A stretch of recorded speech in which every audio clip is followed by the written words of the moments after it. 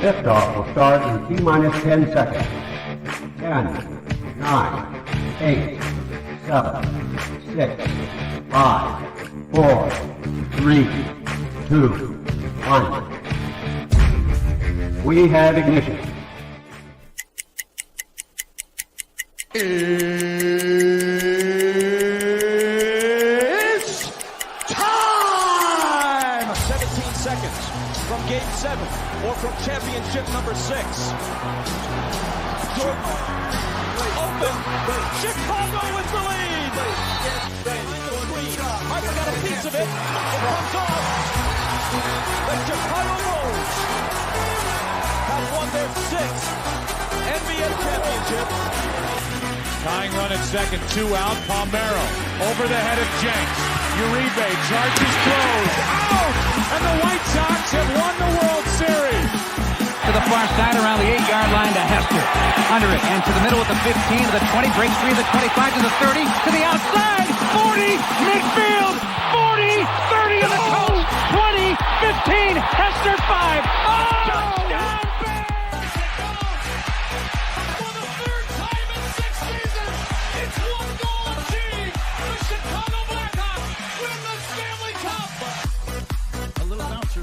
Toward Bryant. He will glove it toward Rizzo. It's in time. And the Chicago Cubs win the World Series.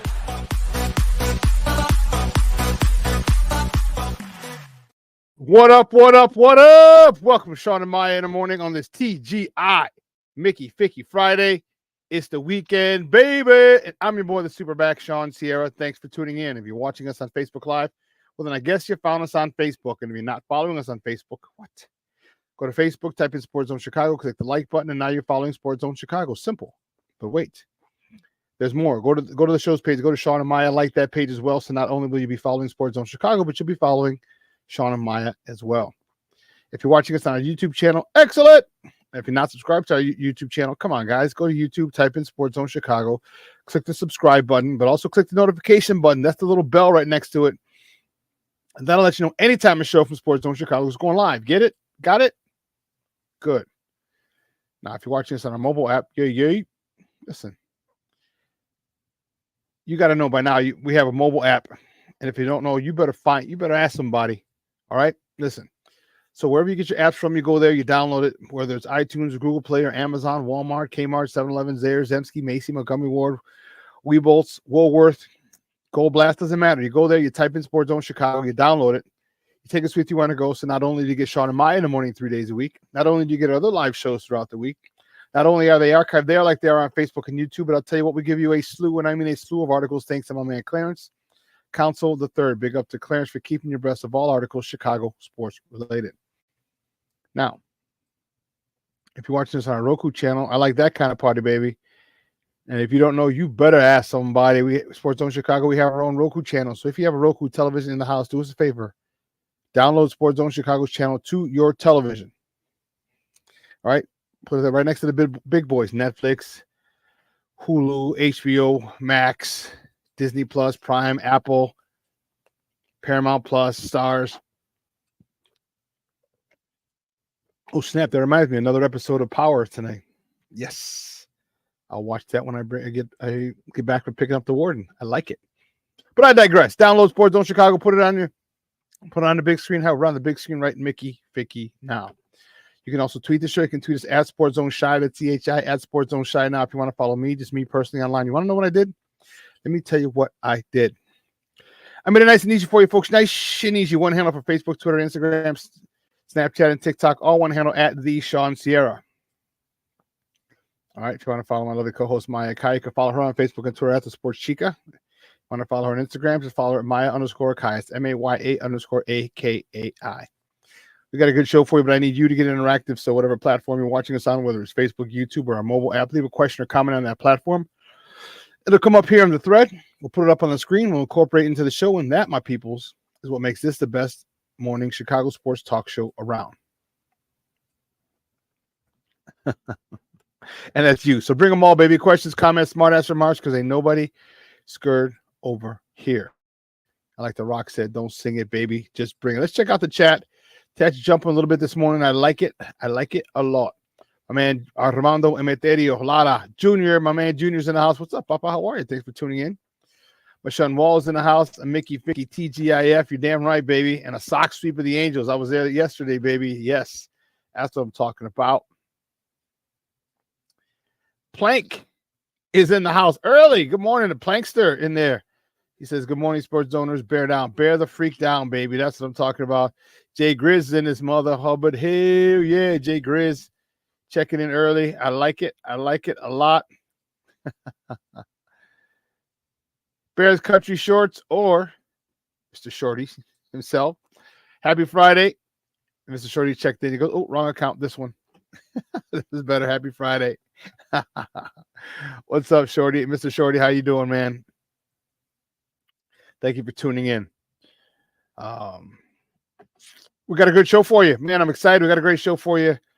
AJ Schulte from A to Z Sports going to come on, talk a little Bears Rams from a Rams perspective. He covers the Rams for A to Z Sports. And I wanted to kind of get a different, the opposing team's view. All right. So we're going to talk to him today at 10 o'clock.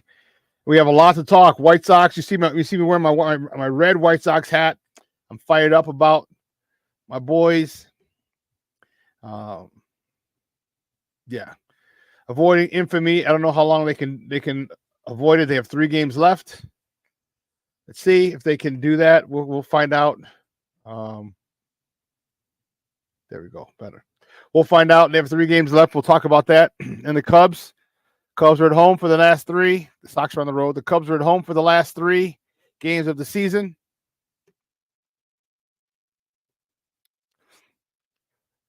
Jay Grizz. Okay.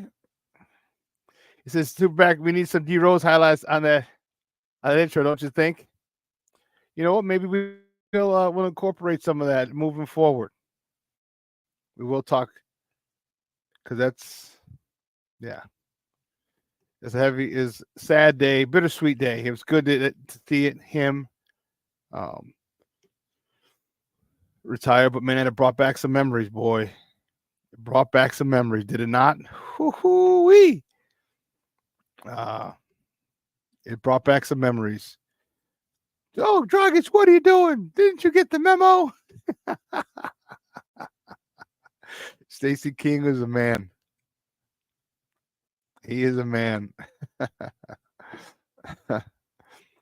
Mr. Shorty, yeah, doing down there. You know what? You survived the hurricane. Good. I'm happy for you. I'm glad for you and the family. That's crazy, man. It was nutso down there. I can't even imagine how crazy it was. Just watching what they're saying on the news. But you know, to be going through it had to be even. Wow. Wow. But yeah, but my White Sox, you know, I'm excited.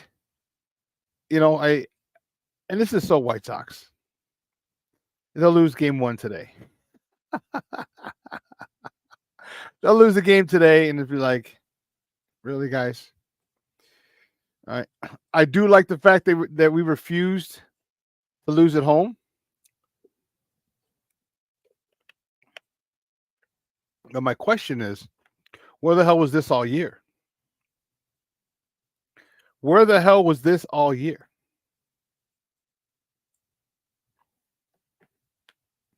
You know, I'm sitting here and I'm watching. I'm sitting at the game.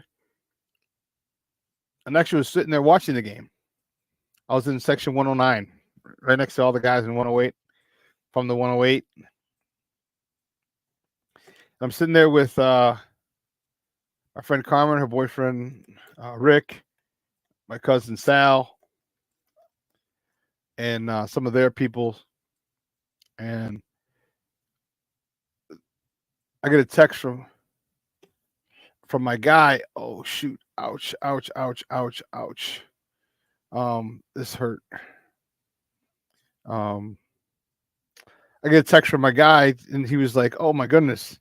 He goes, "They're teeing off on him," and I'm like, "Yes, they are." Yes, they are, Doctor. So I almost forgetted it.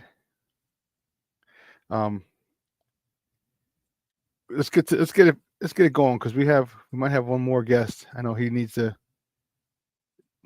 check in with me. But guys, you know how we do the first segment of every show is called Top of the Morning. It won't come just when you want it.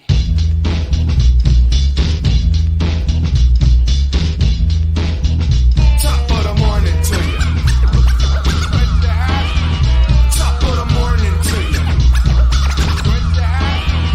Top of the morning to you.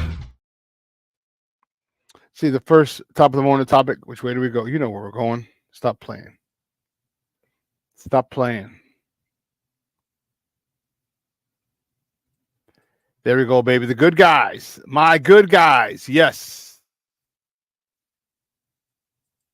Excellent, excellent, excellent day. The White Sox avoid infamy again and beat the Los Angeles Angels of Anaheim 7-0. A big crooked number goes up on that board in the fifth inning. White Sox scored all 7 runs in the fifth. Chris Flexen. What a day for the youngster. He got the win, his third of the season. 3-15. That's tough, but it's a quality start. Look at this.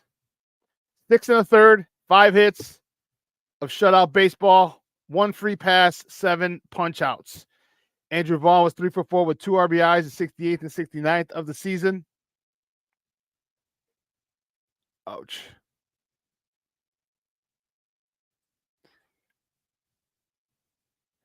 And Lenine Sosa, 2 for 5. This dude's been hot. He's 2 for 5 with a double, his 13th, driving in his 31st, 32nd runs of the season. And let me tell you, I was just surprised. I just really couldn't believe how. I mean, they were hitting the ball like crazy. Zach DeLoach, he was 2 for 3 with 2 doubles, his 3rd and 4th double of the season, driving in his 4th run of the year. These youngsters are playing well, so they avoid infamy. I mean, they're tied for the worst record ever. All right, they're 39-120. There's 3 games left. Can they avoid being the worst? Because right now they're tied for the worst record with 120 losses.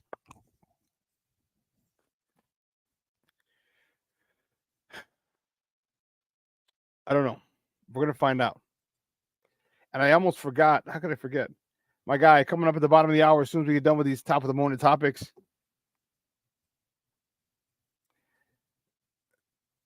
My guy Emilio Bucks is going to come on and talk a little White Sox with us. So, speaking of White Sox, the next top of the morning topic is the White Sox travel to Motown to close out the season against the Tigers. First pitch today is at 5:40 p.m. Central Time. Catch that game on NBC Sports Chicago or listen to it on ESPN 1000. It's 1000 a.m.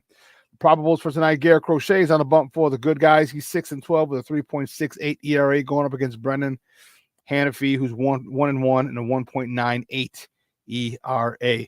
People were wondering, they were saying, why not put Garrett Crochet at home? And the brass, I don't know if it was Chris Getz or Grady Sizemore or both or a combination of both, whatever.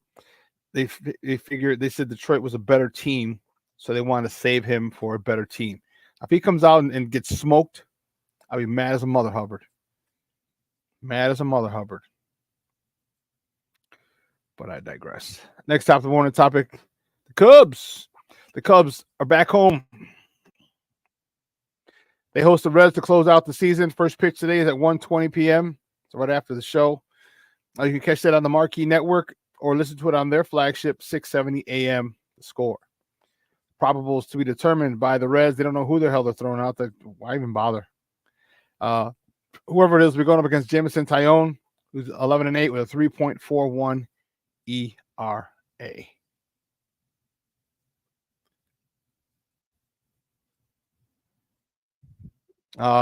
see what.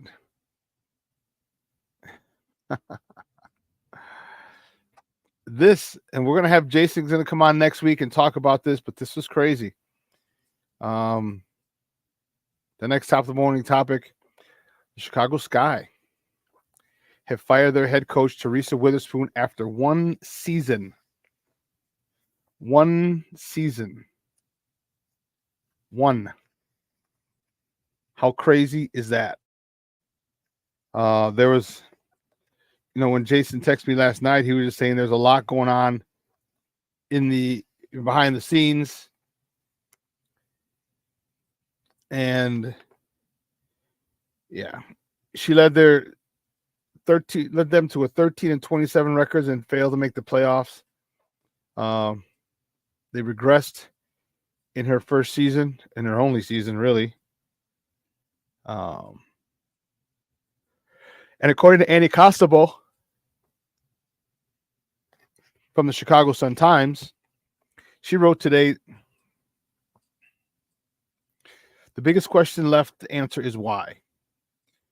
Players were outwardly supportive of Witherspoon throughout the year. However, during exit interviews, it became apparent there was some disconnect. The changing play style throughout the year, and mentioned the learning curve of being a first-year head coach. So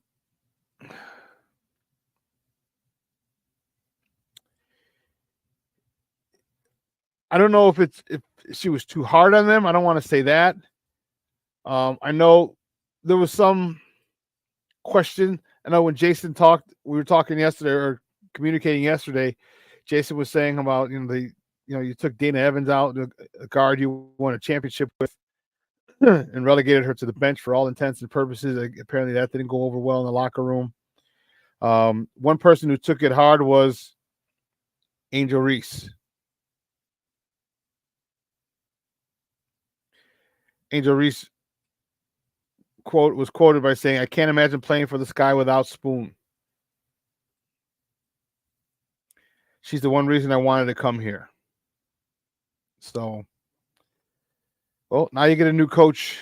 You're gonna have to play for a new coach, and that's going to be wow. So a little crazy, a lot crazy, I should say.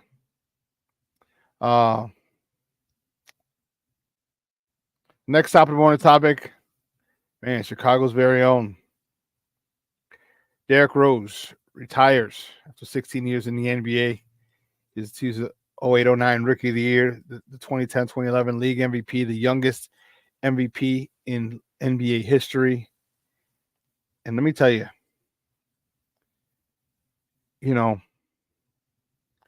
if you remember those Derrick Rose teams, my goodness. I mean, this kid was born to play basketball. He was born to play basketball. And the way with which he played it was Chicago through and through. You hear people talking about, you hear KD or KG talking about Derrick Rose, and he was like, he's on another level. You hear all these players talking about how D Rose was just so about basketball. And don't get me wrong, most other guys were about basketball, but they're like, that's in his blood. Like that was they realized it and were able to see it. And the highlights we had of him crossing people over, dunking on people, fadeaway jumpers, game-winning jumpers as he played for the hometown. Man, that was something else. That was something else. And even Isaiah Thomas, I forgot what it might have been the Up in Smoke podcast. I don't remember. But he's from Chicago. He said the one that the Chicago loves the most, that we all love the most from Chicago, was Derrick Rose. And I couldn't agree with him more. I'm not a big fan of Isaiah, but man, he was on point with that one. And Eastern Conference Finals we got to, if you recall. Yeah. Those Bulls teams with Derrick Rose and remember Ben Gordon was there, Rose's rookie year, Joakim Noah, Luol Deng, those guys, Captain Kirk. They provided us with so many memories, and it's just hard. Injuries took the best years of his career, because who knows where. So now he goes into that category. Who would have had the best career? Him, Grant Hill, Penny Hardaway. There was one more. I saw a whole bunch of things. But you think about what Derrick Rose would have been like had he not been riddled by injuries. I mean, this dude was just unreal. This dude was unreal. Chicago's very own. If you're fortunate enough to see him in high school, you saw it then. The 1 year, I still blame him in Memphis. They would have won a national title, but he missed some free throws at the end of the game. That would have won it for him. I was a little annoyed with that, but nonetheless. But still, Rookie of the Year, the youngest MVP. Man. The moments he gave us will be etched, burned in our brain forever, in our memories forever. And all I can say is thank you. Because we didn't know. Remember, we went to the depths of basketball hell. After Michael retired, it was Ron Mercer, all these other busters who came. And we had to wait 10 years. 10 years to get him number 1 overall pick. And he reignited a franchise, a fan base. And see, the cool thing, the awesome part about it is, like, everybody loves basketball. And you can emulate, and that's the crazy part, is that everyone emulated Derrick Rose. Kids to the rec leagues, to the weekend warrior leagues. They really brought Adidas back on the map as far as shoes and swag and being a powerhouse in the sneaker game. He was influential, man. He was really influential, and a kid from the south side of Chicago. Man, all I could say is thank you for the memories, because, man, were they amazing. Well, listen, let's take a quick break. On the other side of the break, we're going to welcome my guy, Emilio Bucks, talk a little White Sox baseball. All right, avoiding infamy again. They did the dodge. They dodged it 3 times. Choo, choo, choo, choo. 3-game win streak. And what better way? Detroit sucks. That'd be awesome. And that'd be so White Sox too, though, if they decide to sweep the Detroit Tigers. Oh, it's crazy. Well, listen, keep it locked right here, folks. Emilio Bucks on the other side of the break. Right here on Shawn and Maya in the morning on Sports Zone Chicago.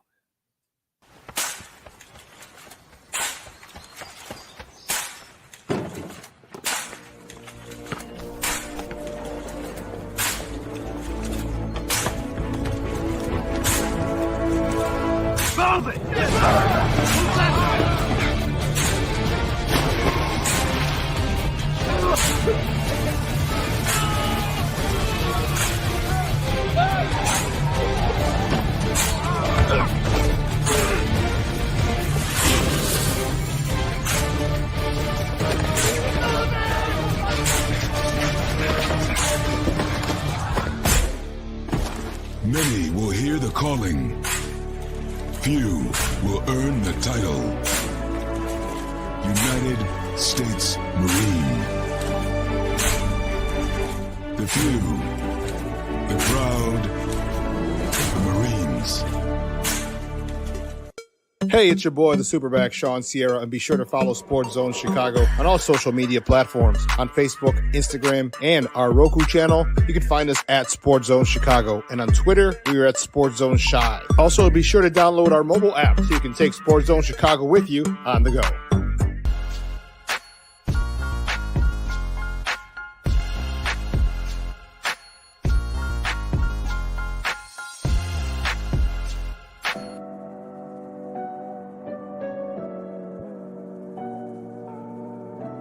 How do you take care of your mind health? For my mental health, I meditate in the mornings. I have my dogs. They're the best. I just find ways that help me just relax. Finding things that make me happy, like being close to my family. I meditate a lot and read books. I have hobbies outside of the game. I'm able to switch off. I'm able to turn my brain off from the game of basketball. Your mind health matters. Your mind health matters. We are looking for a few heroes, mentors, trailblazers, innovators, a passion to change lives, spark curiosity, open hearts, and awaken minds, help students answer the question, who am I?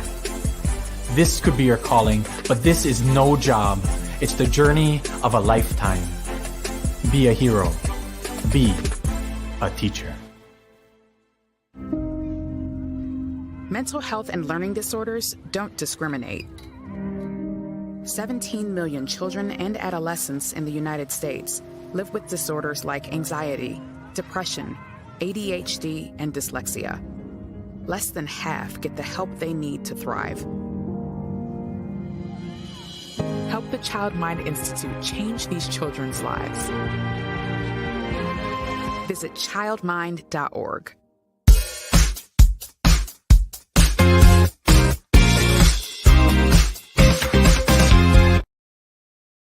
Base. In the dirt, Chucky Robinson is going on second. Got him! And the bases are loaded for Andrew Vaughn. This one hit hard to left field. Fletcher Hill will score. They're going to wave in Vargas. Here comes a throw to the plate. It just dies in the grass. And the Sox take a 2-0 lead. This is 0 for 2. Drives this one to right field. Robert Jr., he will score easily as Campero just getting to it now. They're going to wave in Vaughn. They missed the cutoff, and the White Sox score another. And Sosa ends up at third.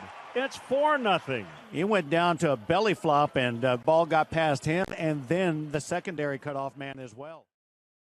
Welcome back to Shawn and Maya in the morning on Sports Zone Chicago. Those clips courtesy of NBC Sports Chicago. Well, not much more from them. They're going to... We'll talk about them on Monday, but their last day is Monday, the 30th of September. It's a day you'll always remember. Yes, I will. My first guest, excited to talk to him. He's wearing his traditional hat. I'm wearing the red one. I'll probably change it when we have some Bears talk, but I'm a little excited. He's the host of the Plunked podcast, and you can find him. Ouch, my shoulder's killing me. Listen, let me tell you something. Don't get old. All right, don't get old. Getting old sucks.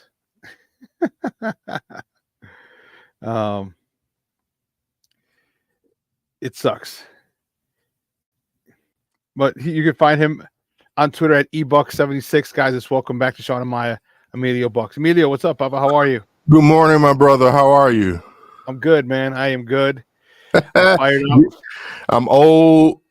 I got 2 bad elbows, but I'm here. So I had tendonitis or something in my shoulder, and I got to keep massaging it. So I didn't go to CrossFit all week. I figured I'd rest it, and it helped a little, but it still hurts. Still a little tender. Still a little tender. So actually, I meant to go do it the other day, and I'll probably do it today and do it for the weekend. Is go get another massage gun and just massage gun myself. But yeah, don't get old, bro. It's not well, fun. Man. It's better than the alternative. I guess true. It's better than pushing up daisies, huh? Yeah, better than dying young. I say getting old. Good Lord willing. Yeah. Well, big game yesterday. Our boys 7-0. You text me, you're like, dude, they're teeing off. I'm like, hell yeah, they're teeing off on this. I was like, where the hell was this all year? Hey, man, I'm hyped. Game number 158, was it? Yeah, man. I don't know where this was all year, even the competitiveness that they've shown in the last month. I mean, I know the standings aren't, or the record is what it is, of course, but they definitely played some more competitive ball in the last month. And I don't know if that's the Grady Sizemore effect or teams they've caught some teams sleeping or what it is, but hey, man, it was a great game yesterday. It was a good day for the good guys, It was. And the one thing I will say this, as much as I despise that organization, all right, because of what they've done to us, they got some nice young arms in that rotation. Yes, they do. Jonathan Cannon, Chris Flexen. All right, these guys, I'm really, really impressed with some of these youngsters that they have in this rotation. And I think another year or two, I say in 2026 is when maybe you go get like a stud, top of the line, a number one pitcher to kind of get, unless one of these youngsters develops into one of those. Unless we manage to sign Crochet to an extension, but then we're still going to need, that dude, a big that arm. dude, yeah, that dude who's our dead-eyed number one, no ifs, ands, or buts. Yeah.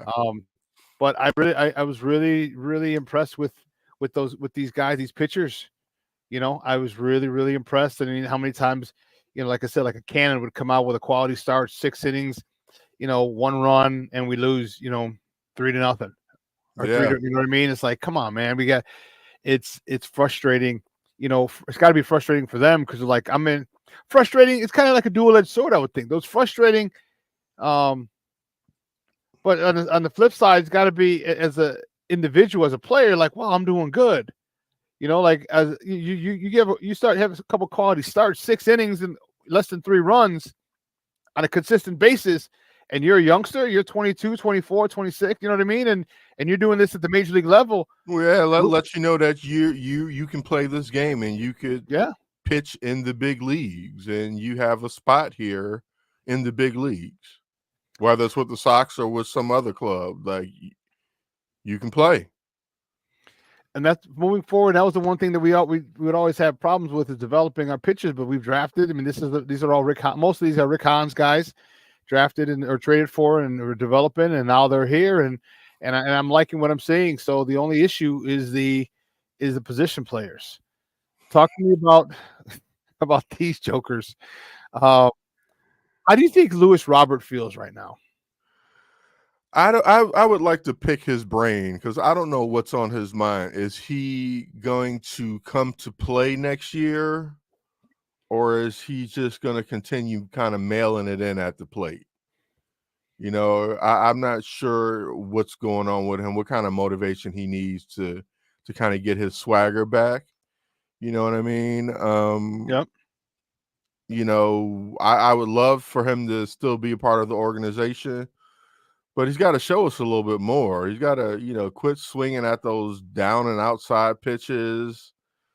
Got to, the attitude and the way he carries himself, it is what it is. A guy's personality is what it is, but I just need to see a little bit more from him, and I know, he's in a tough situation. He was a part of a team that had high expectations and high hopes, and part of a team that won 92 games just 2 years ago or whatever it was. Mm-hmm. And, and now he's a part of the wrong side of history with this team that he's on now. And so I think he just needs to put his head down and focus on being a damn good ball player that he has the capabilities of being. He needs to focus on, I hate to say focus on the back of the uniform, the name on the back. But if that's what you got to do to get up and come to work and give 100% every day, then that's what he needs to do. Because if he wants to play on this team, he needs to show more. If he wants to be on another team, he needs to show more. You know, for him, he's a guy that I feel bad. I feel the worst for. All right. He's got so much talent, and he lost like his comfort zone. He lost Abreu, right, who's a mentor to him. Mm-hmm. You know, they traded away Eloy. They traded away Tim. Yohan, he was on vacation for most of the season. You know what I mean? He's so all the people he grew up with and he came up in the minors with. I mean, he didn't come in the minors with Abreu, but you know, with Yo-Yo, with Eloy, with even TA, like they're all gone. And the high hope, the high expectations for this guy were debilitating. Like everyone talked about him being the next Mike Trout, 5-tool player, his ability, and we've seen. The talent is there. We've seen it. We've seen his ability at the plate. We've seen his ability to knock it out of the park. We've seen his ability to steal bases. We've seen his ability to cover everything from the Wisconsin to the Indiana border, and even he added jumping over the fence to start catching ball, bringing home runs back too in the last season or so. Right. So the guy's game is complete. It's just not consistent. And I think, and I wonder if he's depressed. That's what I truly wonder. Like, is he really depressed? Like, man, all my peoples are gone. You know, and I wonder, if that's really what's creeping in on him. Because, and let's not forget, you look at he's from Cuba, all right. And as much as that, for all intents and purposes, Cuba's a third world country, all right. When you got all the millions, remember I told you before, once a lot of these guys got the millions, they're set. Their family they're set few generations. Yeah. So you figure, I think maybe it could be a situation where, he's got his money and then all his people are gone. So battle with that is crazy. Like, and it's guaranteed. This is baseball, so his contracts are guaranteed. So he's going to get all this money, and I just wonder if that's a combination of what's happening. Because when he focuses, man, Lord have mercy, like he's unstoppable. Well, Shawn, I certainly hope that isn't the case, that he's just mailing it in at this point. I'm still willing to kind of give him the benefit of the doubt and just say he's just in a funk this year. We saw what he's capable of last season being his most complete season, health-wise and productivity-wise. And he's got some soul searching to do this offseason. You know, who he wants to be as a player, what he wants to be to this team or any other team. If he wants out, great. Well, he's got to show what he's worth to get out. Yeah. You know what I mean? And he's got to figure that out during the offseason, and he's got a lot of things to do, some stuff to work on. He's still got some things to work on with his swing. There's still work to be done physically, and there's a lot of work to be done mentally to get his focus back. Yeah, I think mentally might be more work needed in that aspect, because again, where is he? And we always talk about this new generation of players. Where is he mentally? Because that's tough. I mean, even if you're an older person, the last generation, it's like when all your people are gone, man, it's tough. I mean, look at all the baseball players, basketball players, football players, who were studs, and all of a sudden, their team is gone around them. The people that they thrived with, they ate with, are gone. They're like shells of themselves. And, it's a case where they're not just gone to other teams. They're gone, like, out of baseball. Yeah. Jose Abreu, out of baseball. Tim Anderson, out of baseball. Yohan Moncada, soon to be out of baseball. It's Eloy, just recently demoted to AAA and for Baltimore. It's still just like a bewilderment, how they've fallen so far and how each individual player from that team is just struggled with things since they've left this team. It's really unfortunate, but Luis, he's an adult. You know what I mean? I know he's young, but he's still an adult. He's got to be a big boy, and he's got to move on. Like, yeah, his boys are all gone, but he isn't. He's still here. He's still got a lot of baseball left in him, unlike his boys who don't. they look like they're finished, man. I mean, seriously. Yeah. They look finished. And but he's not. And he needs to realize that, and he needs to move on. If that's his problem, missing his boys, he's gonna have to move on. You know what I mean? And make some new friends and be the leader now. He is the OG of the team at this point. And so he needs to step up and be that to these younger players who are still trying to learn how to play this game.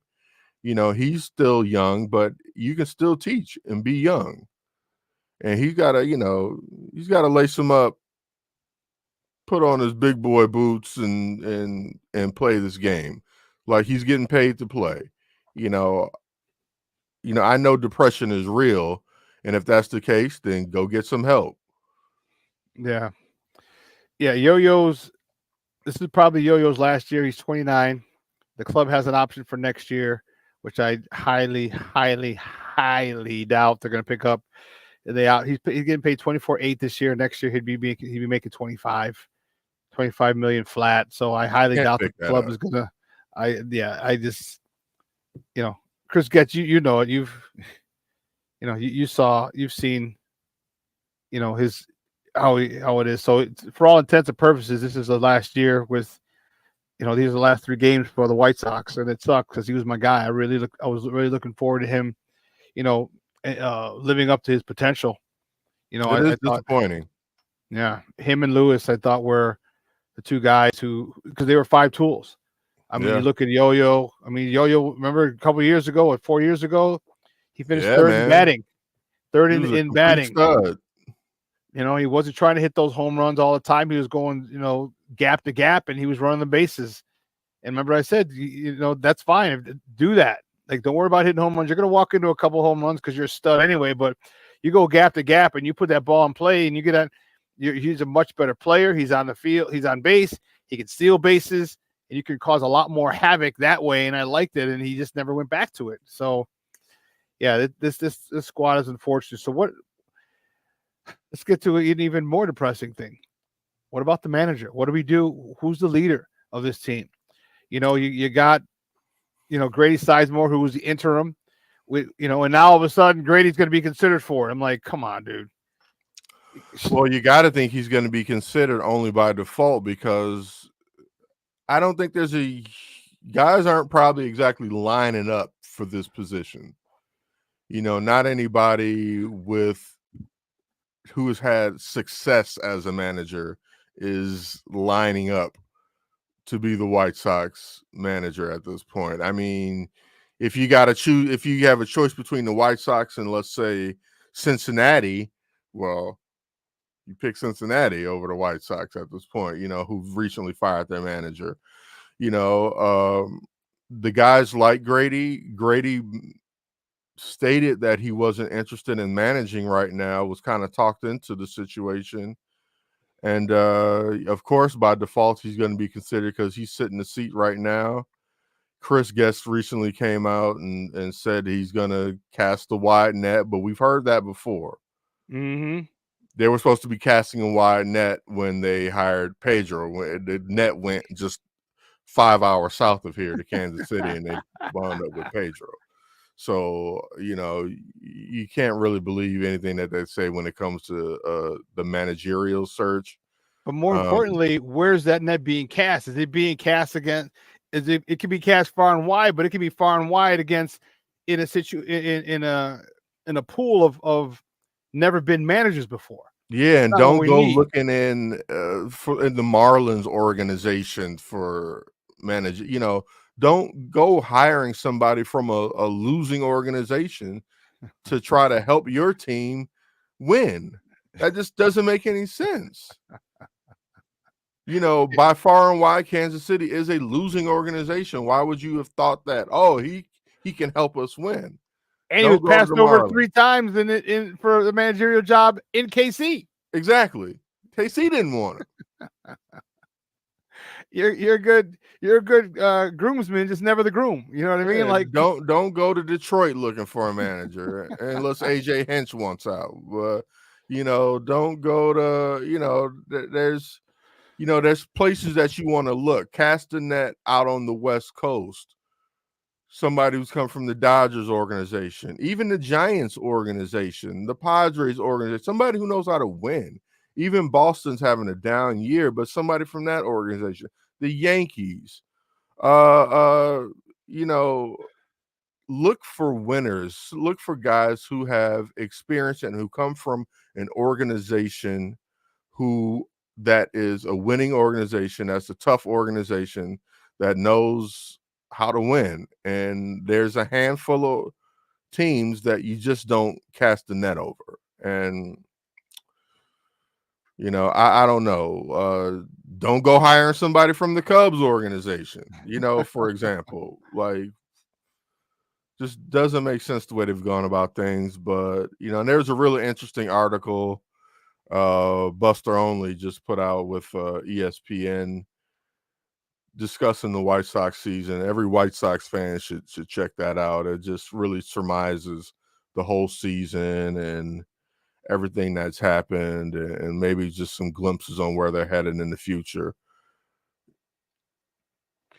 I'm definitely gonna have to read that then. Did you read that skating article in the Athletic the other day? I did not. Now that is a must read. Yeah. I can't remember the young lady's name, and then Rosenthal was also co-author of it. Okay. Man, it talked to 40 current and former players and members of the organization, and yeah. If you hear people talking about the plane, like they got it, they're one of the first ones with a plane, and they still got the same plane. It's like the plane has 8 first-class seats. Oh wow! So Tony La Russa definitely had one of those. He probably had at least 2 of them for him and his goods. Yeah, a couple bottles. he click them in. Right. You stay safe. You stay safe. Right. That giant bottle of Grey Goose. I highly suggest you go read it, man. It's really good. My question is, who's going to want this gig? Because how are they going to continue to run this organization? Is it going to be from the front office?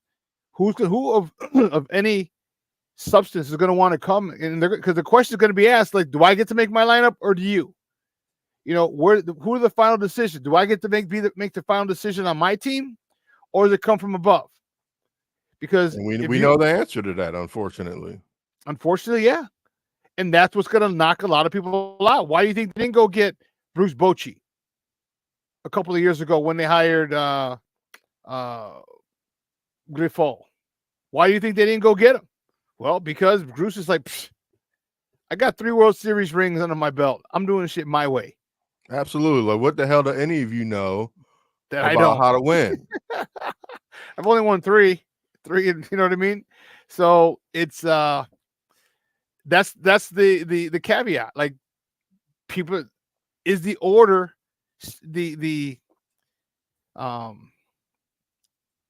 I can't think of the term. I guess the pecking order, is it going to stay the same, and everything from up top is the final word. And if you get anyone who comes in, this is why it's so easy for them to go get first-time managers. Like, okay, fine, they just want to get because they can control them. They just want to get their name in the managerial ring. All right, and we know how it is. The old boys club. You get another. You have a chance to become a manager once you've been a manager. So yeah, I don't know what they're doing or how they're going to go about this, but I went to far more games than I want. Only reason I went yesterday was because my guy gave me free tickets. First time in a number of years I did not attend a game this year. Wow. First time in like 4 years. Well, since the COVID year. Man. Yeah. I just I just couldn't bring myself to do it. This team, I mean, disappointment. If you look it up in a dictionary, you look up and you see a picture of this team. You know, Yep. I swear. And you know what? Like they say, shit rolls downhill, brother. And so when you got shit at the top of the hill, that's what you're gonna have at the bottom. You know what I Yep. mean? And so when you got a owner like we have, I don't have high hopes for this team. Not with this owner. Yeah, I don't either. And to get someone to come in and lead this team, and sit on the bench, be the skipper, it's going to be real difficult. So yeah, I don't know. Hey, Emilio, great stuff, buddy. I appreciate it. Do me a favor, let everybody know where they can find you and your work online. You can find me on Twitter at ebuck76.com. We just completed our season finale of Plunk last night, but fret not, fans. November 7th, every Thursday starting November 7th, we'll be back with Bull Spit, where we will discuss all things Chicago Bulls and all of their mediocrity to come. Speaking of Chicago Clubhouse Network, baby. Speaking of, how about our man D Rose, huh? Hey, man, congratulations to D Rose. You know, after everything he's been through, it's amazing to look up and he made it 15, 16 years. You know what I mean? Yeah. And he went through a lot of hard times, man. He went through some tough stuff, and he's a warrior, man. He's a true Chicagoan, a true Southsider. He fought and he kept fighting. You know what I mean? And he never gave up. Hats off to D Rose. Congratulations on a career well done. Youngest MVP ever. I'm disappointed the Bulls weren't able to sign him to a one-day. Yeah, so he can retireable. That would have been dope. You know, I heard that they just don't have they don't have a roster spot to sign him to. But I look forward to some sort of celebration here in Chicago during the upcoming season. They ought to roll out the red carpet for the brother. Dude, when they do that, holy sheesh, tickets for that game will be through I the know, man. roof. Now that is a game I would like to be at, even if I'm in 300 level seats. Hey, great stuff, buddy. We'll be in touch soon, man. Thanks a lot. I appreciate take care. it. All righty. Peace. Guys, that's Emilio Bucks from the Plunked Podcast, Chicago Clubhouse Network, talking White Sox with me. We're going to take a quick break, and on the other side of the break, we're going to switch gears and talk a little Bears with AJ Schulte, to get an opposing perspective as we welcome the Rams to the lakefront on Sunday. So don't go anywhere, folks. Keep it locked right here. Shawn and Maya in the morning on Sports Zone Chicago. Hey, it's your boy, the SuperBack, Shawn Sierra, and be sure to follow Sports Zone Chicago on all social media platforms, on Facebook, Instagram, and our Roku channel. You can find us at Sports Zone Chicago, and on Twitter, we are at Sports Zone Shy. Also, be sure to download our mobile app so you can take Sports Zone Chicago with you on the go. Time out. How are you feeling right now? Happy? Excited? Angry? Overwhelmed? One of the best things you can do for your mind health is to name what you're feeling. It can sharpen your awareness and help you talk about your feelings with someone you trust. Here are 3 questions to ask yourself. Where are your thoughts right now? In the past, the present, the future? Do you notice any sensations in your body? Is your heart beating fast? Is there a flutter in your stomach? Or are you fully relaxed? What do you need right now? Time with others? Time to yourself? Remember, there's power in this awareness. So find ways to identify what you're feeling today.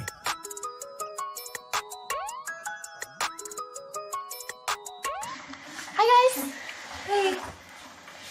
Hi, Megan. Hey, Jessica. Megan, you're a tramp. Brian Fitch told me you guys made out. Everybody knows. He said your breath smells like garbage. And he almost puked. He says you're the most desperate girl he knows, besides your mom. How many boyfriends does she have anyway? Lots? Your makeup makes you look like a clown. That zit is huge, zit face. Ugly.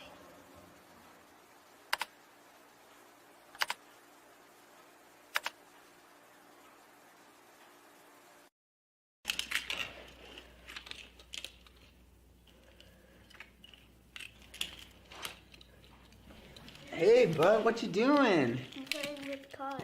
Cars? Can you show me what a car does?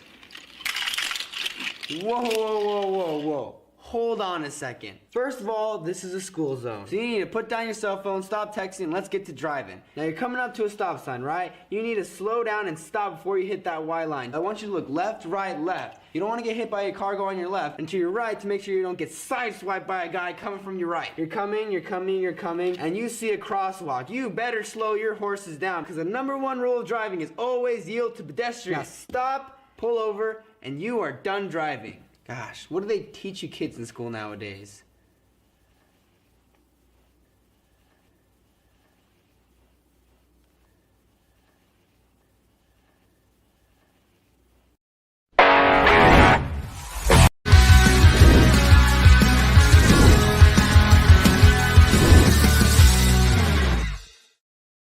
Chicago 1 for 6 on 3rd down. 0 for their last 5. Williams steps up, throws, locates Johnson. Johnson with a nice move, and he picks up the 1st down. Oh, what a great job after the catch by Roschon Johnson. A gain of 11. Williams floating one for a Doomsday on time. What a throw by Caleb Williams. 3rd and 4. Carter trying to pinball his way forward, and he does. 3rd and 4. Williams. And that is Komet. And he lunges forward. Welcome back to Shawn and Maya in the morning on Sports Zone Chicago. Those clips courtesy of CBS. Those were the Bears, baby. Our Bears from last Sunday in Indy. A game that they handed to us on a silver platter, and we refused to take. Oh. Oh boy, we're two opposite ends of the spectrum on this one. My next guest, first time here on Shawn and Maya in the morning. He's with A to Z Sports. We're going to talk a little bit of Bears Rams, and I'm excited about it. You can find him on Twitter. Hold on, at AJ Schulte FB. Guys, it's welcome for the first time to Shawn and Maya, AJ Schulte. AJ, what's up, buddy? How are you? Hi, thank you. I'm doing well. How are you doing? Good. Hold on. I don't know why it's not coming up on the screen. Are we good now? Okay. No, holy sheesh. Can you guys see him on the screen? I can't. Is it? It just has. Is it just black? No, it's not even. It's not even. It literally just has your name at the bottom, right where. Wow, this is weird. This is literally the first time this has ever happened. Holy cow. Let me. This is really, really weird. Your video is not up. It's not even like.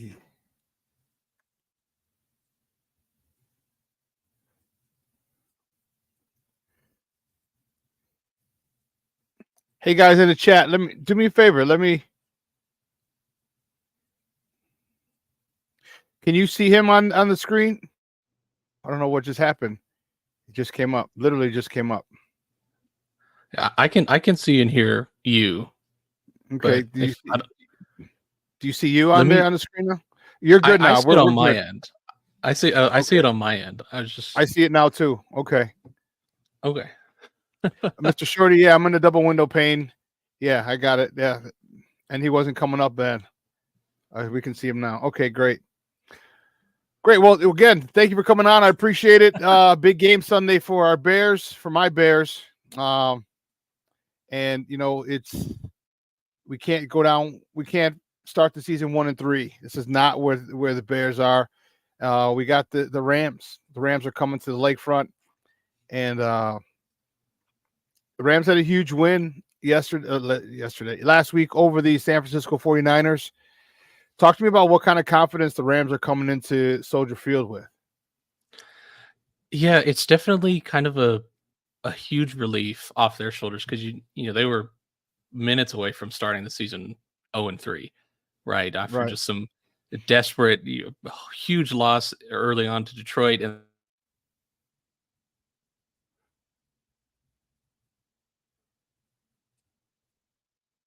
like almost exhausted, but like exhilarated at the same time, and just in terms of like he was just so amped up. Obviously, the Rams 49ers is a deep rivalry.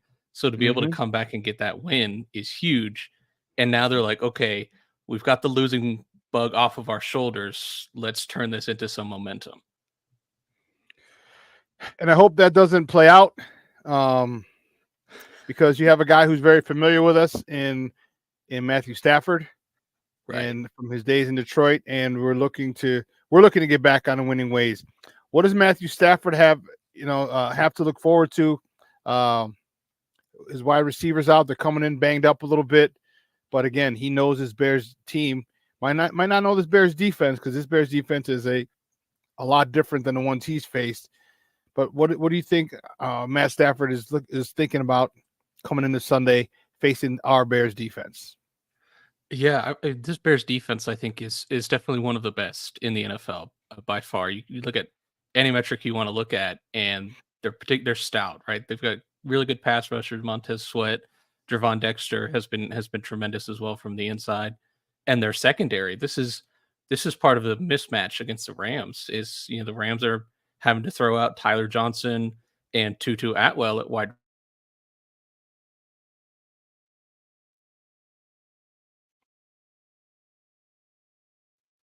into a really good slot nickel corner, and Tyreek Stevenson is tremendous on the other side, really productive on the ball. And so for the Rams, last week they switched their approach to running a lot more 12 personnel, two tight end looks against San Fran. And that was how they kind of got the run game going. And from there, they can kind of peel off and start to work more on the concepts with Matthew Stafford on play action, taking those deep shots. The issue is the Bears defense against the run is really good. And I don't know if you necessarily want to keep in 12 personnel, because the Bears are legitimately three deep at line.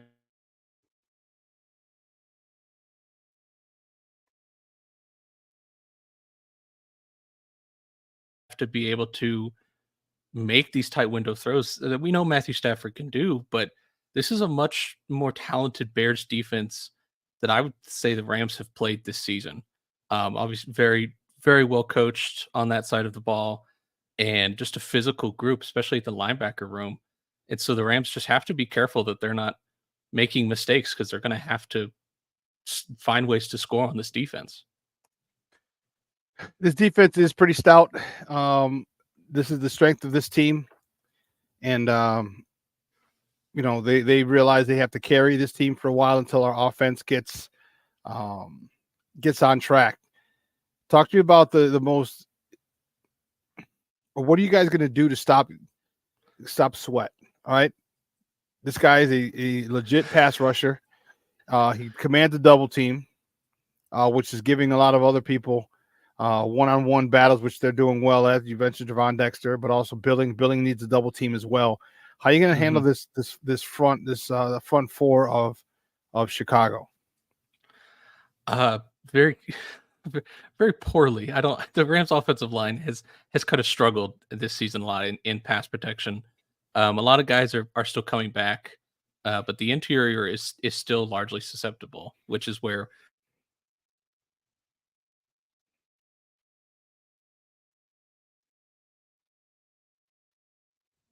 Rams now with a guy like Montez Sweat, I think you're going to kind of see more of the 12 personnel stuff with just to give the tackles somebody else to help out in pass protection, whether it's just they just chip Sweat and that gives the tackle enough time to get set.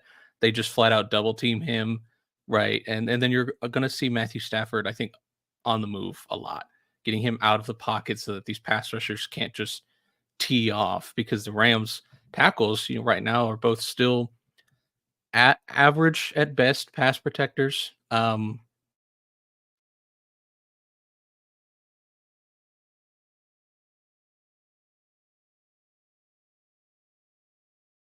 Can just tee off. on these tackles and pin their ears back and go rush the passer. And that's worst case scenario for the Rams. That's from your lips to God's ears. I'll tell you, because we need a good game from our defense to really help our offense. We need short fields. I think that's what really hurt us last week. That's what hurt us last week. A turnover deep in the red zone for us, where we had a tight end, our tight end Cole Komet blocking Latu, the kid from UCLA. He goes around him, strip sack, recovered, forced fumble, recovered. Allow them to score. So, this is one of the things that we need to do. Our defense needs to set up a short field for our offense. Our offense has had a tough time scoring, and for whatever reason, there's been a disconnect between Shane Waldron and Caleb, and hopefully we're able to get this ship righted, because we have talent at the quarterback position, although as a rookie. We have talent at the wide receiver position. We have talent at the running back position. We have talent in the tight end position. We have talent throughout it. The biggest issue is our offensive line. Who should we be worried about as Bear fans on this Rams defense? Because last week, everyone and their mama was coming through our Swiss cheese offensive line. Who should we worry about? Thank God Aaron Donald's no longer there, because otherwise I'd be really concerned. But who should we be worried about on this as Rams defense? But the Rams have a couple really talented rookies. Jared Verse so far looks like the defensive rookie of the year front runner. Very talented getting into the backfield. His biggest issue is he's just not finishing plays and turning the pressures into sacks, which is not a good thing when you play Caleb Williams, because Caleb is fantastic at eluding pass rushers.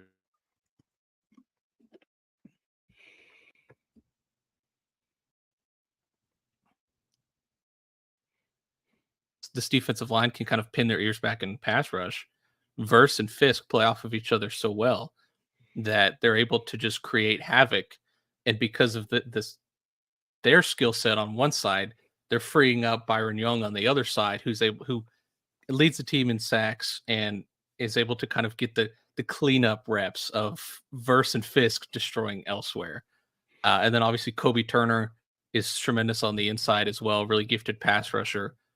But this is also an area of weakness for the Rams, because they're not great against the run up front. And so this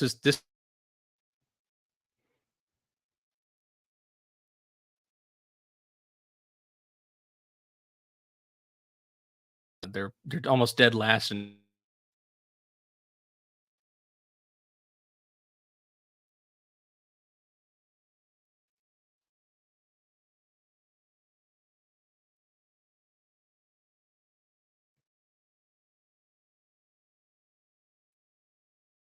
AJ, you with us? Your audio went out.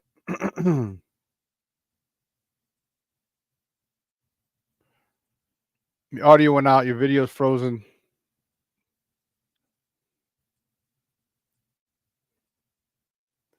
Could you do us a favor and send you a message in the private chat? Could you check it out?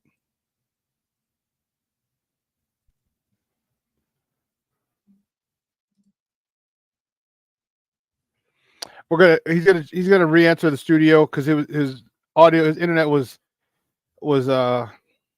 weak.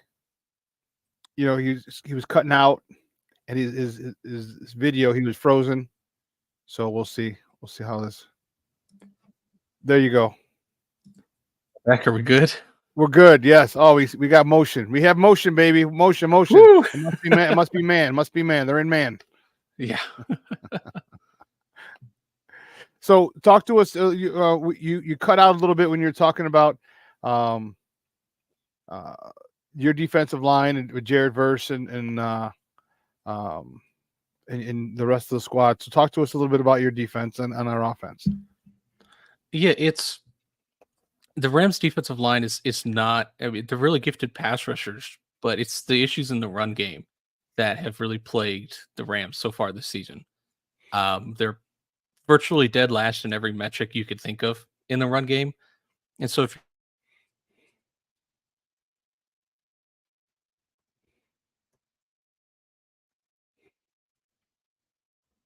Deshaun Johnson, it sounds like he might start getting the lion's share of the carries this week, or it's Khalil Herbert or somebody else. This presents an opportunity now because the Rams defensive line just is not stout against the run. Well, apparently we're having problems with running the ball. So it could be a futile attempt. It could be a comedy of errors when we try to run. You know, we were facing the Indianapolis Colts last week, who had given up 270 yards a game, and we get 65.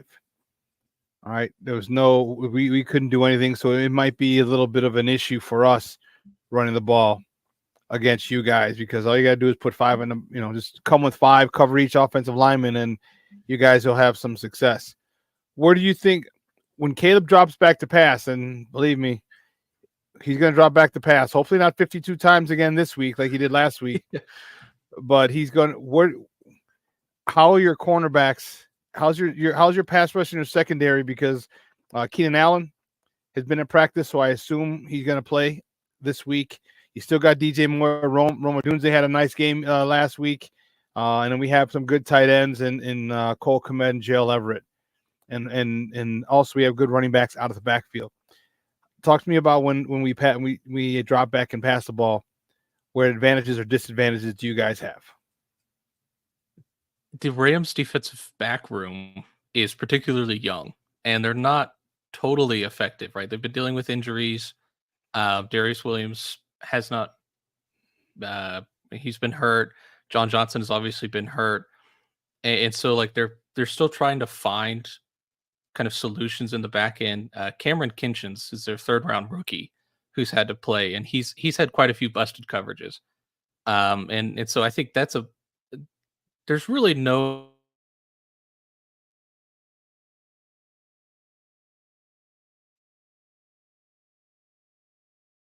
there's plenty of opportunities available for the passing game. I don't think anybody on that Rams team can really cover Odunze down the field. And they've kind of struggled at tackling in space, which is where DJ Moore has been so effective throughout his career. It's just the manufactured touches, getting him out in space and letting him do damage after the catch. The Rams have struggled in every game this season so far at being able to stop guys in those scenarios. And so the Bears have their opportunities, definitely offensively, to kind of pick at these.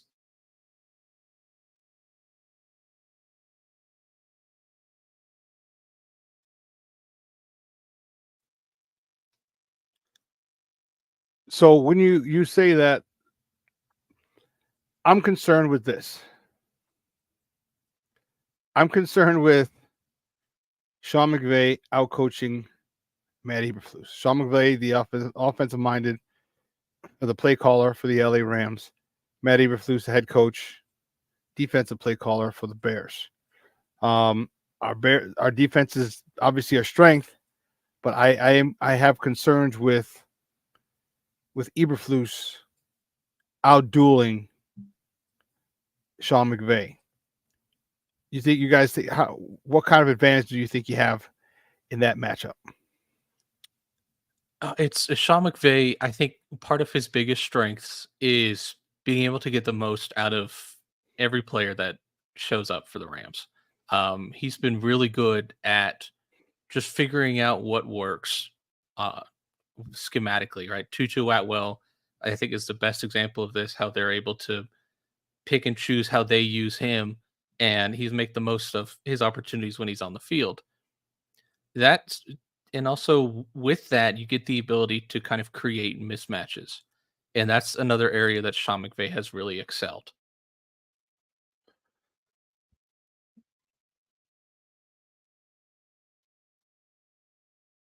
Defense is so good. I think McVay's timing with that has been one of his strengths over the years. And so if you're worried about like a mismatch, it would be there. It would be in the case of McVay just finds something because he's a mad scientist at being able to just find one little tell or one false misstep, and all of a sudden it's a 45-yard gain. Right. And obviously when you have Stafford, who has great chemistry with McVay, terrific, able to read the defense as well, established veteran.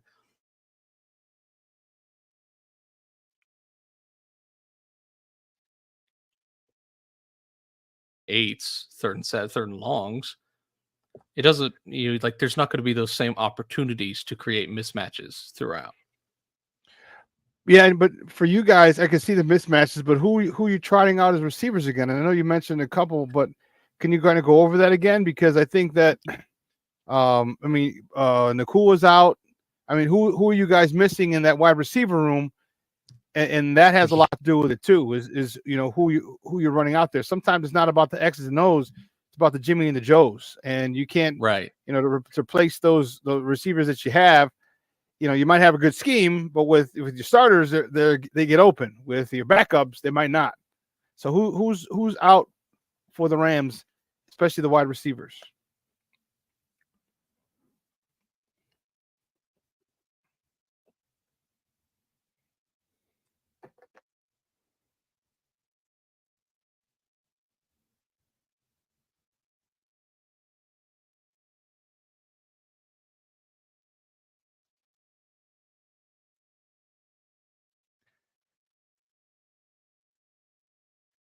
AJ, are you with me, boss?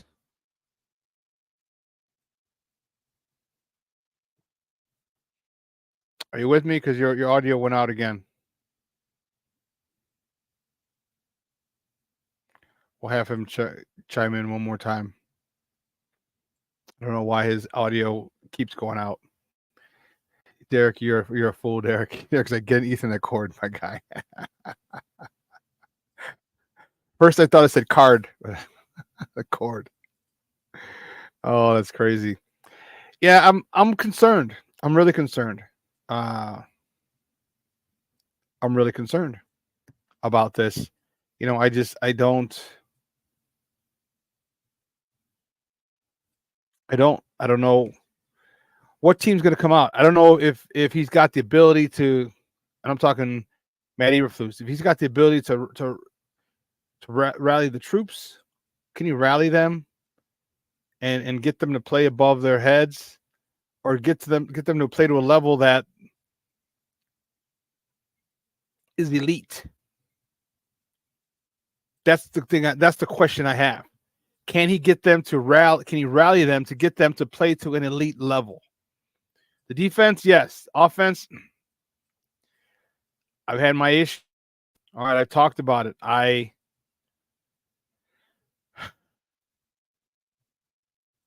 Shane Waldron is not my favorite guy on the face of the earth right about now. Okay. I told you I don't need any help making myself look like a fool. I can do that well enough on my own. I stood up for this guy, I vouched for this guy, and now he looks like he's a rookie play caller. But again, I will give him till this week. If he's able to make adjustments, okay. If he's able to get this thing, in the right direction. Here we got AJ for another couple minutes. See if we can get. I am so sorry. Can you guys hear me? Yeah, we can hear you, and we got motion too again. Good. I don't know what's going on. It just kind of like died for a minute. It said there was no internet, and now it's back. So I'm so sorry. I did not anticipate that I would have.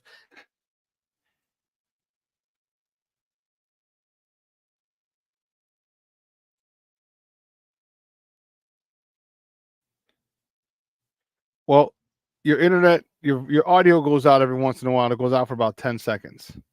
Uh-oh. That's yeah. So good. Yeah. So here's what we'll do. Yeah. I don't even know what it believe me, I've been there with I've dropped out in the middle of my show a couple of times. Okay. And it's like, yeah. But it seems like you're good for a moment. So we'll wrap it up. Let's figure out. Give me your thoughts on give me your prediction, final score. You're coming here. You're riding high. You're missing some people. You got a really excellent head coach. but you're coming up to face a good defense with a head coach who's not and an offensive coordinator who really hasn't figured out how to use his personnel. Give me your thoughts. Yeah, it's definitely. I think it'll be a low scoring kind of game. Uh,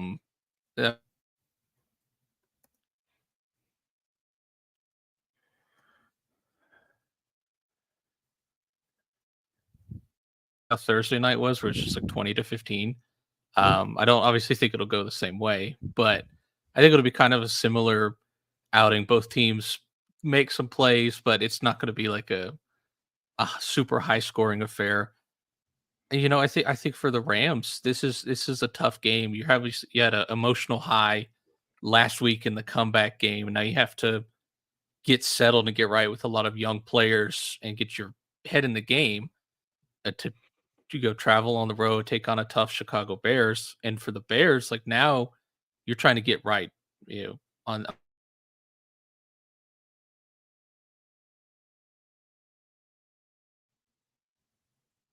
issue for the Rams to come into this game and get settled in. I do kind of feel like the Rams at the end of the day will win, just because I think Stafford and McVay can kind of carry this team throughout. But it would not necessarily surprise me if the Bears come in and this is the perfect get right game for them as well, because of the Rams' defensive struggles. So I definitely feel like it'll be a close, kind of hard fought game throughout. You got a score? Oof.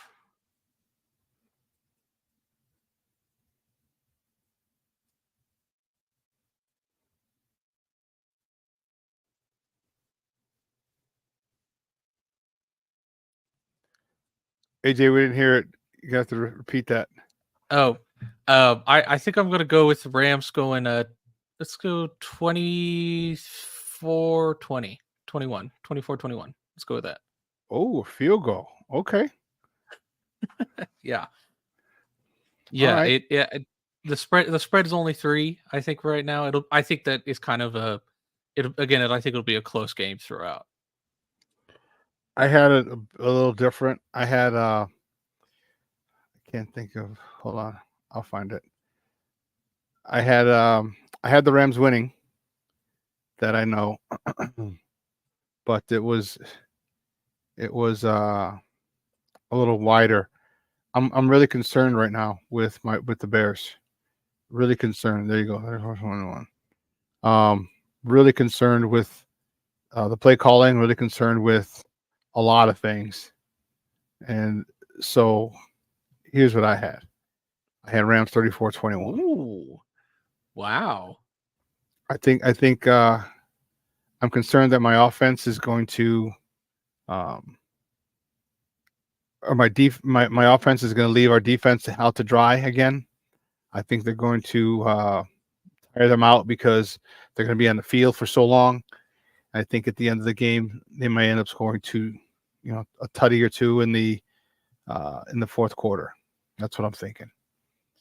I think our Bears go down 1-3 for the season, which sucks.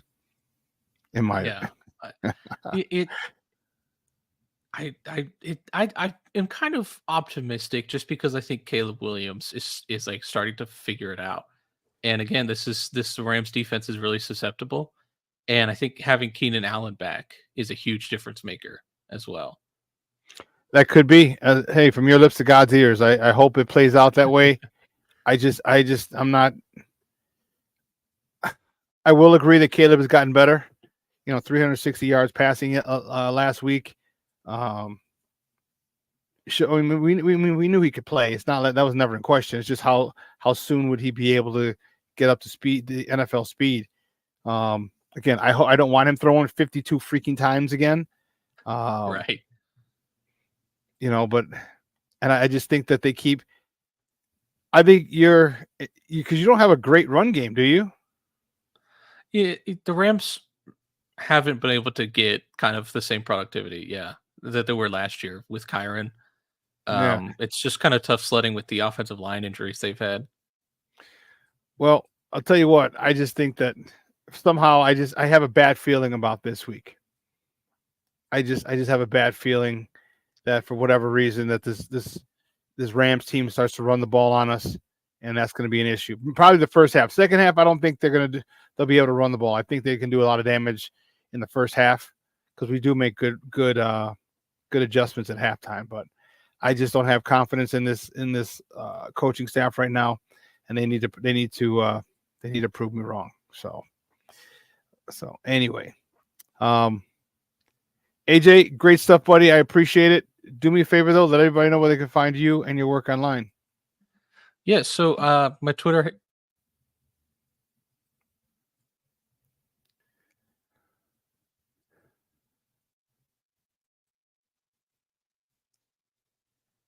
Did that come through? Hopefully. No, it went out. You cut out. You said my Twitter. Oh and my it went out. gosh, that's this is awful. My Twitter handle is @AJSchulte That is SCHULTE. And you can find all my content at A2ZSports.com. Hey, good stuff today, buddy. I appreciate it. Okay, thank you guys for having me on. I'm sorry Alrighty. for the internet issues. No, I'll get all it right. fixed for sure. Sounds good, man. Have a great weekend. Alrighty, thank you. Take care. Alrighty. Guys, that's AJ Schultz from A to Z Sports talking Bears, and it was unfortunate it was going in and out. I'm concerned, man. I really am. I'm really concerned about this game. DC says, I think the Rams are going to catch the Bears smoke this Sunday. I hope so, man. I hope so. I don't know.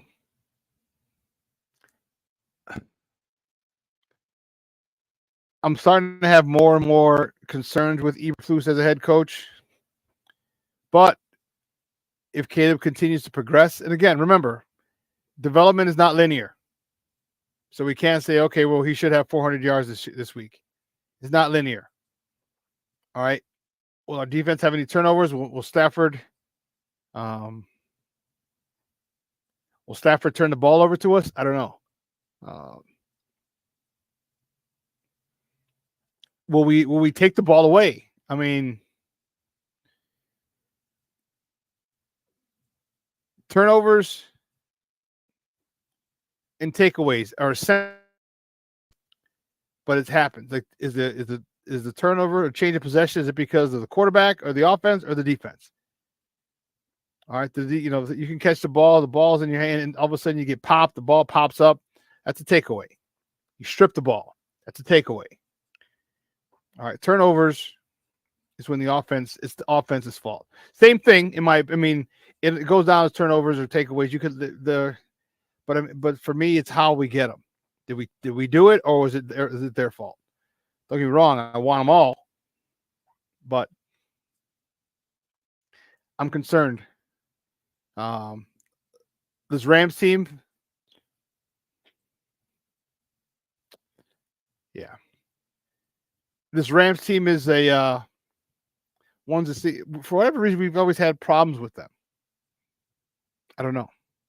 It just seems like we have a problem with this Rams team, and again, is Sean McVay riding off the high from last week? I don't know.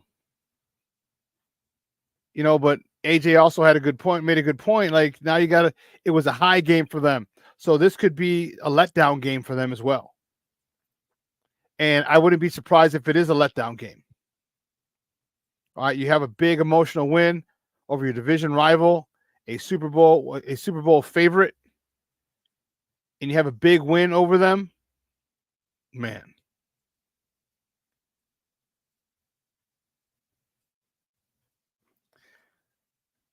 Foster Covers, what's up, Papa? How are you? Thank you for tuning in. I appreciate it. It says Bears best win game and next 5 or 6. The back half of the schedule is tough. Carolina's not a gimme if Dalton starts as well. I agree with you. That's a great point.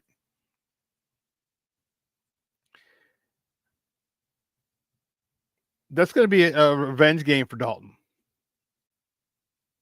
That's going to be a revenge game for Dalton if he starts. And I don't know. I don't know if the Bears are, but the reason it makes it so difficult is this defense.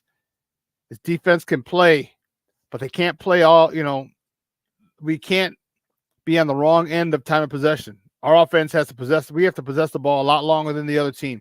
If we do, our defense is almost unstoppable. We don't.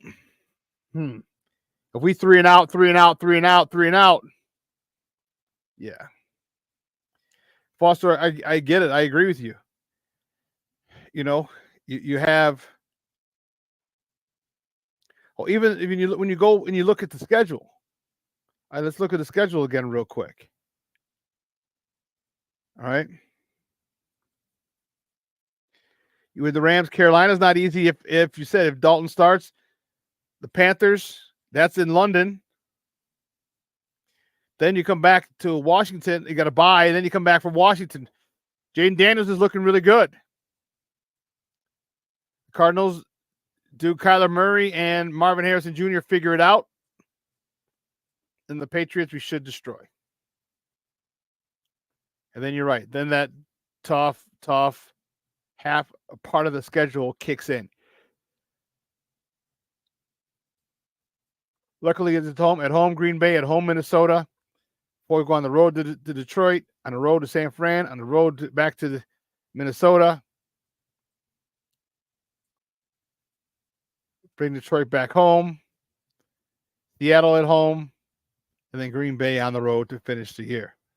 So, yeah, we got to win. Remember, I was saying earlier, 6-3 I'm good with. 7-3 I think we can get, but I was assuming that they were going to get that Colts win. I was assuming they're going to get that Colts win, and they didn't. So they have to win one of these other games that maybe and maybe they have to win Sunday. Just period.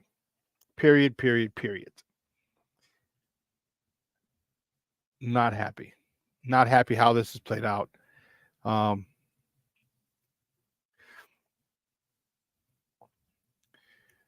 One of the things that I'm looking forward to, I want to see how they start. Okay. How they start and how they maintain. All right. Don't let me have us going before changes are made. I need this team coming out firing on all cylinders. I need this team ready to go at kickoff. All right. Coach Eberflus has to have these boys ready to roll. They have to be ready to roll. And if not, it's a scathing indictment on Eberflus. Scathing indictment.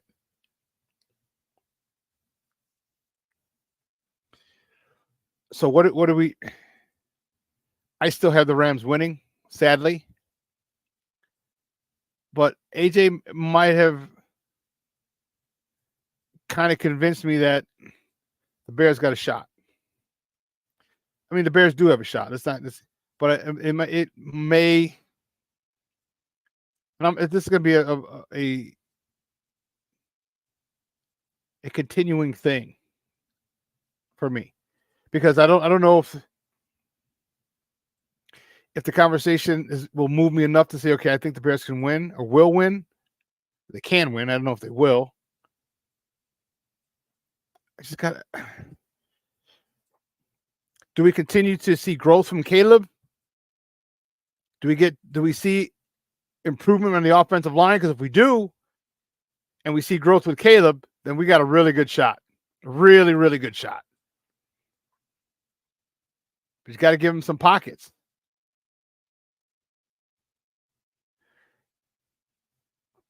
DC says, but look, we lost non-conference game. That's a good thing, in my opinion. Yeah, it is. Good as not NFC games.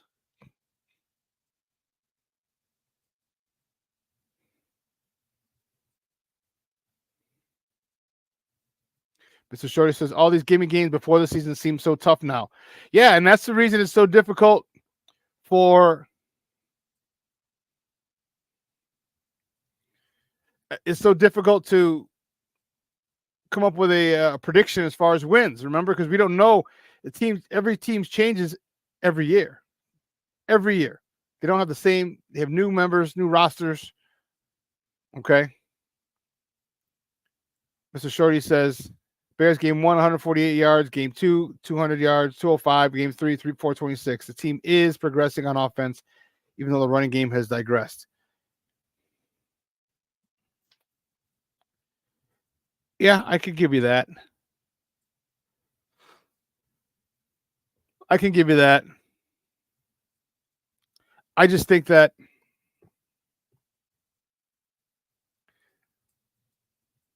I don't know how sustainable that is. With him going.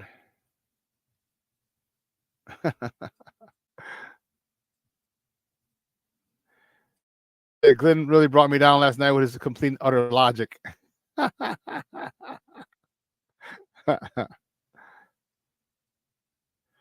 King Booker World, you're right. King Booker World says, I need an opening drive score. The Bears need to do this.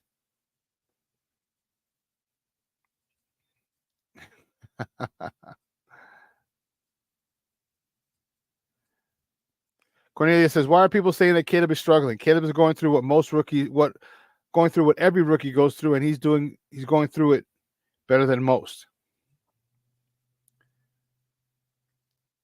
It could be this could be the reason why and depending on who you listen to, is he's missing reads, he's doing, and let's not get it twisted. The kid is unbelievably talented. Let's not get that twisted. The kid can play some quarterback.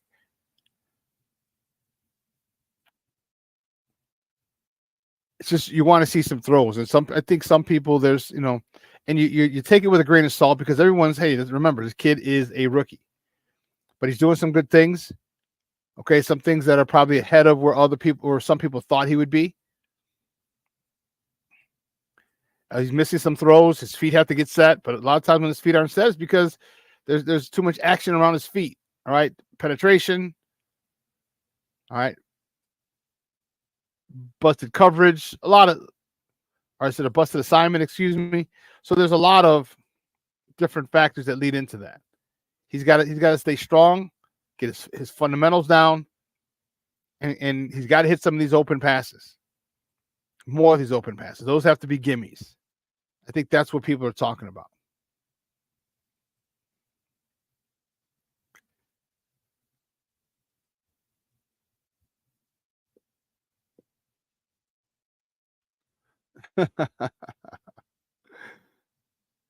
Well, listen, one of the things I wanted to talk about, we're talking Bears here, and I get it.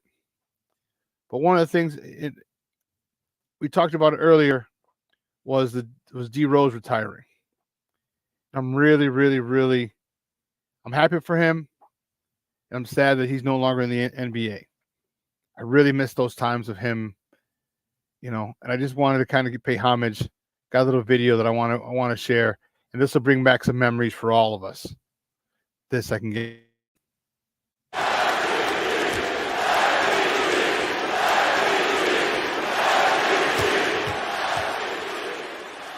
With the first pick in the 2008 NBA draft, the Chicago Bulls select Derrick Rose from the University of Memphis.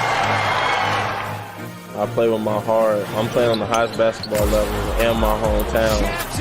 36 points and 11 assists for Derrick Rose in about as good a rookie playoff debut as you will ever see. Stop it! Stop it! Do not do him like that! Did you not get the memo? Derrick Rose can go upstairs! Why not? Why can't I be the MVP of the league? Why can't I be the best player in the league? I don't see why. Why?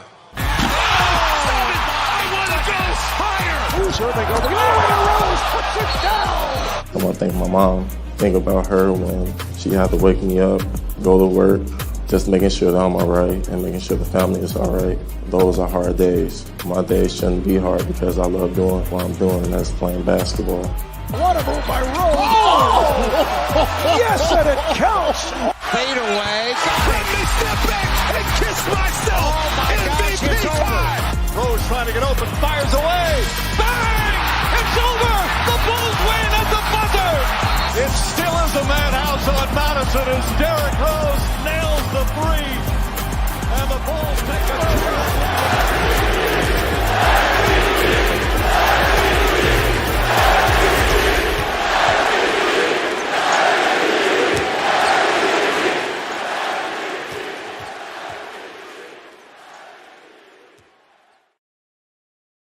Man, I don't know about you, but that just gave me chills.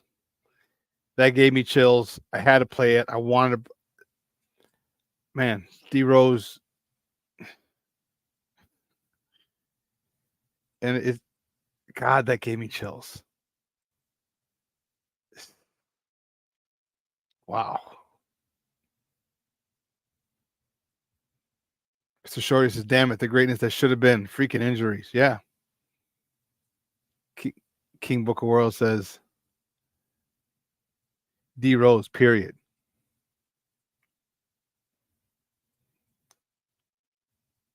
Yeah, that was. So I think they should retire Derek's number. Wow.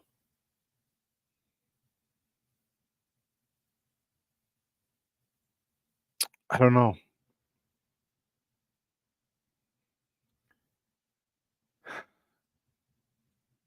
I say yes. I say yes. Retire his number. Jay Grizz, yes, the Bulls should have signed him so you can retire a Bull. Yes, I agree.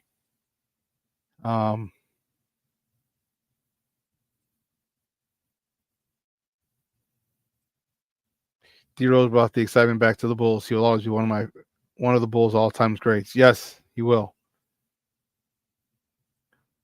Jay Grizz said, making the hairs on the back of my neck stand up. Man.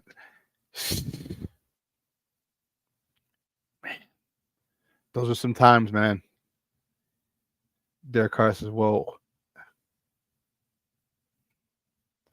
Wow. Yeah, great kid as well. You know, and that was the one thing that was cool about his story was, you know, his brother Reggie, you know, protected him and sheltered him from that gang life. And, you know, he got a pass on the South Side. You know, he could kind of go anywhere. And everybody knew who he was because of Reggie. And, you know, he got a chance to not have to deal with that sort of life. Those, you know what I mean? Those types of things. Yeah. Jay Grizz, I hear you, dog. I hear you. That hurts. Seeing it is it's exciting, but it also brings to mind, like, man, what could have been? Like, imagine had he been able to win an NBA title. You know what I mean? Here in Chicago, if he'd have brought the hometown kid, brings a title here, that would have been an unreal feeling. He's already, you know, king of Chicago. You know what I mean? And for him, if he would have been able to do that, it would have been unfreaking real. Glenn Morgan says yes to retire his number. And see, we love football. All right, baseball divides us, football unites us, but basketball unites us too. And basketball is a little more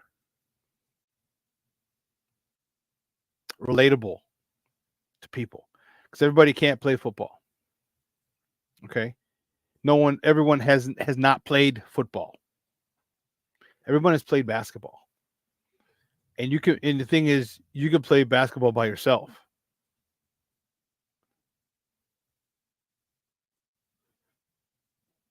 You can play basketball by yourself, and you can, you know, go through the moves, fake, go one way, practice, spin between your legs, behind the back, all this stuff, fade away, 3, 2, 1. You know, you can do all that. And I think that's what one of the reasons that D Rose and also D Rose wasn't huge. All right, D Rose is 6'3". All right, you get 6'5", 6'6", and anything taller, that's kind of like not really relatable because most people aren't 6'3" or tall, or 6'4", 6'5", 6'7", 7 feet. You know what I mean? Why do you think Steph Curry is so relatable? 1, he's a great player. 2, his personality. But 3, he's not huge. I've met Steph when I was working at the Under Armour store. Just a nice guy. He's not larger than life. Like if Steph wasn't Steph, he could easily maneuver through life without anyone batting an eye. But when you're 6'6", people look at you whether, oh damn, does he play ball? You know what I mean? It's that type of thing. And Derek was only 6'3". You see a lot of 6'3" guys. Okay.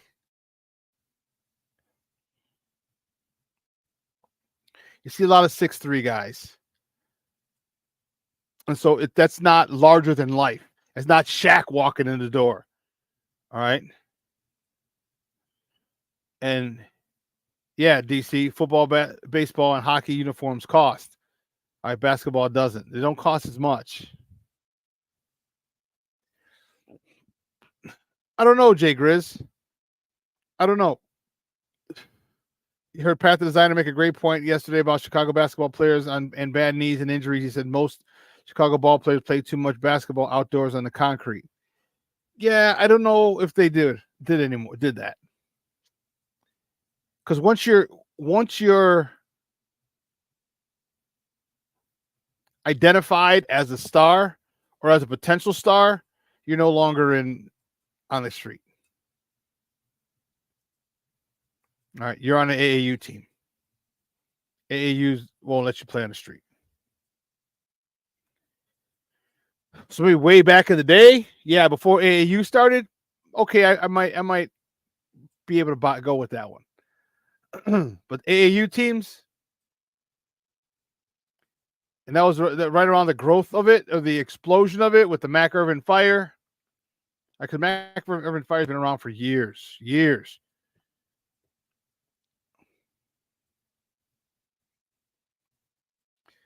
Yeah, because hooping on the outdoor courts is rough. Let me tell you.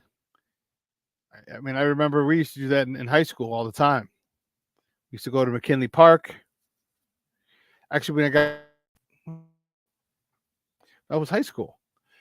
We go to McKinley Park on 39th and Western. A few blocks east on 39th, because the park goes from 39th and Western east and a little north. But if you go west or eastbound on 39th, right across from the old, well, not from the old board is down there. But anyway, there's a basketball court right next to the field house. Some lights. And we would go out, and I'll never forget the one time we went out. It was some of my guys from high school. One of my boys played with me on the bat. He played varsity. I didn't play varsity. I stopped playing. I don't think I would have made it either. I was just too short. But we went out there. We ran them courts, man. We ran them courts that night. And what was really cool back then was the cops would roll by every half hour or so. Just to make sure nothing was popping off. And we're talking like 12, 11, 12, 1 o'clock in the morning. And the cops really, because remember, the park closes at dusk. But the fact that we were out there, and there was good 30 people out there, 25, 30 people out there. And you see just guys waiting. And we won like 5 in a row. And after the first 2 teams started combining and making all-star games, all-star teams and stuff, and it was crazy. Yeah, back in the day when we in high school. Oh man. I hope he gets in the Hall of Fame. I don't know if he will. I know Coach Thibodeau put out a statement yesterday talking about he put out a statement yesterday talking about the Hall of Fame career of Derrick Rose. I don't know if that is the case. I just don't. Yeah, I don't know. I think he's a star. I think the Bulls should retire his number. But I don't know if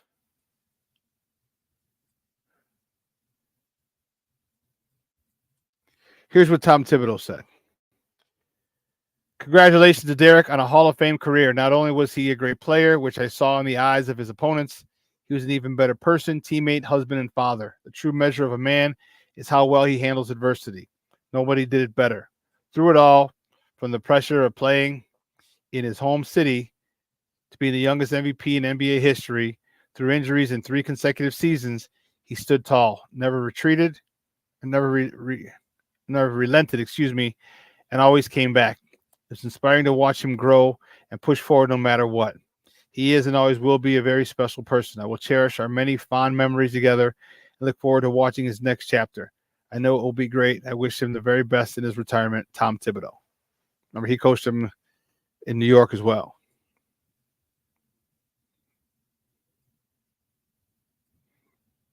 Man, that was tough. I got choked up a little bit watching that. Watching the D Rose clip. I got choked up a little bit because it brought back a time. You certain things, it's like music. Music takes you back to a certain time. And watching that video takes you back to a certain time of D Rose where this young kid from the south side of Chicago took the NBA by storm. All right, Rookie of the Year, the youngest MVP in the history of the NBA, and he's ours. Unequivocally, he's ours. Mike was a man, but Mike's not ours. Mike was born in Brooklyn, raised in North Carolina. So what does he claim North Carolina home? Okay, cool. So he technically isn't ours. He was ours when he came to the Bulls, but Derrick Rose was ours. He's born and bred. And to have one of our own, as many haters as there are, no one, I don't really think I've ever heard anyone hate on Derrick Rose. All right. The story was great. Like I told you, how his brother Reggie protected him from the neighborhood, and he was just a nice guy. Just a nice guy. And it was tough. You did too, huh, Shorty?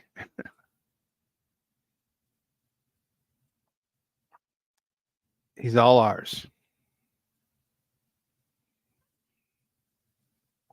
So, yeah.